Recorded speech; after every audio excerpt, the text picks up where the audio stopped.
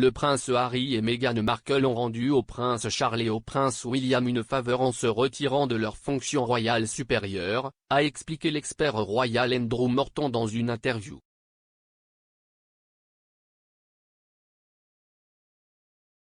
Le duc et la duchesse de Sussex ont marqué 2 ans depuis qu'ils ont décidé de se retirer de la famille royale au début du mois. Ils ont annoncé dans un communiqué à l'époque qu'ils partageraient leur temps entre le Royaume-Uni et l'Amérique du Nord et se concentreraient sur de nouvelles entreprises caritatives.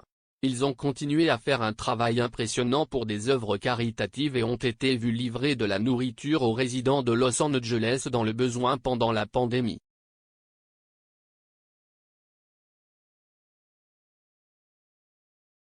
Ils ont également signé des accords avec les géants du streaming Netflix et Spotify, réalisé une interview controversée avec Oprah Winfrey, et Harry a également confirmé qu'il publiera ses mémoires l'année prochaine.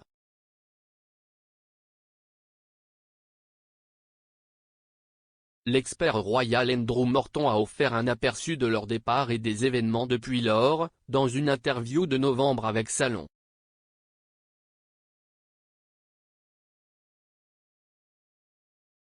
Discutant du départ initial, il a déclaré que la famille royale avait cligné des yeux en premier et avait tenté d'accommoder les Sussex.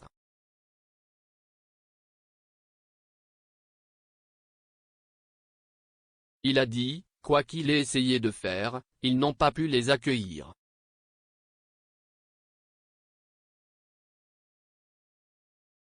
En fin de compte, M. Morton a soutenu que la décision de Harry et Meghan de lever les bâtons avait rendu le prince Charles et le prince William une faveur.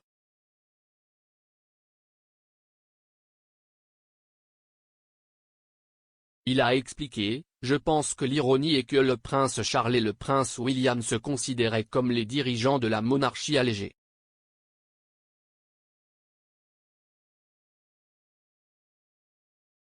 D'une certaine manière, Harry et Meghan leur ont rendu service en quittant le navire, plutôt que de leur demander de marcher sur la passerelle. »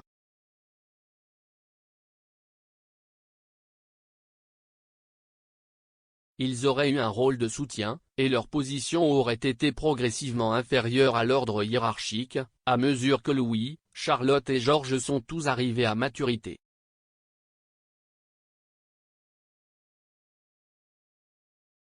Il a ajouté, Meghan et Harry ont une génération pour vraiment avoir un impact. Puis après, ce sera, oh, Meghan qui ?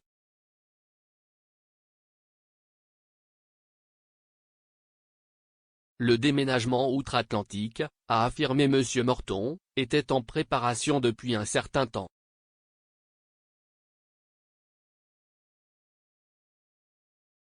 Il a expliqué, Harry, 6 mois après leur mariage, a eu des discussions détaillées avec Oprah dans un hôtel de Londres et plusieurs responsables des médias, parlant de ce qui est finalement devenu The Me You Can't See et parlant de ses propres luttes avec la santé mentale.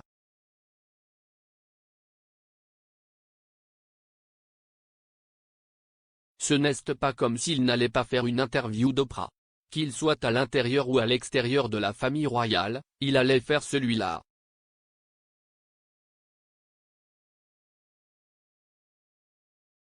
Il a ajouté, je pense que le récit qu'il aimerait projeter est qu'ils sont arrivés à Los Angeles avec quelques valises et un doudou et c'est tout.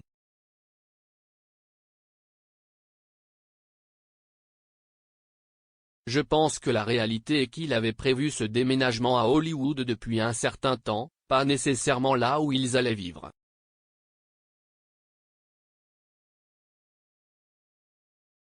Il a affirmé que les premières conversations avec Oprah Winfrey avaient commencé en décembre 2018, tandis que Meghan était en pourparlers séparés sur la série Pearl qu'elle produira pour Netflix.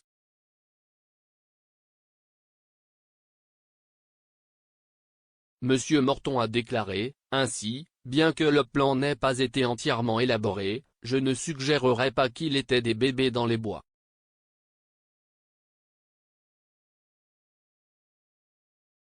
Il a souligné qu'il y avait eu un cynisme instinctif de la part d'une grande partie de la société britannique et américaine, malgré la volonté de Meghan d'accepter les particularités de la famille royale.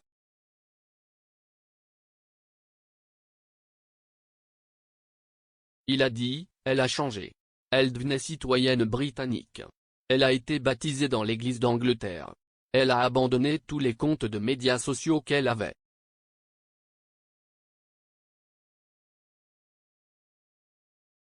Malgré un tel cynisme et des critiques à l'encontre des Sussex, M. Morton a déclaré qu'il y avait des raisons d'être optimiste dans le camp des Sussex.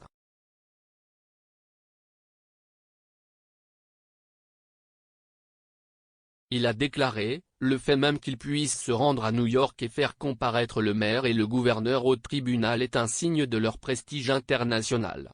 Et le fait qu'ils soient connus par leur prénom, comme Madonna, est aussi un signe de leur popularité.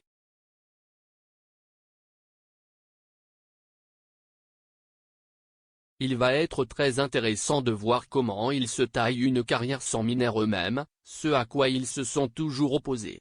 Et jusqu'à présent, ils se sont minés avec cette interview d'Oprah, avec leur seule conversation Spotify.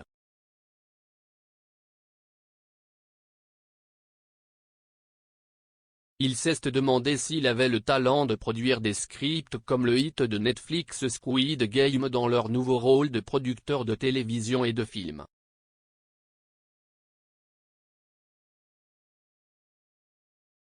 Il a ajouté, Harry et Meghan ont eu beaucoup de chance d'être inscrits à un moment où ces services de streaming étaient impatients de signer de grands noms, car ils ont une portée mondiale et ce sont des institutions mondiales.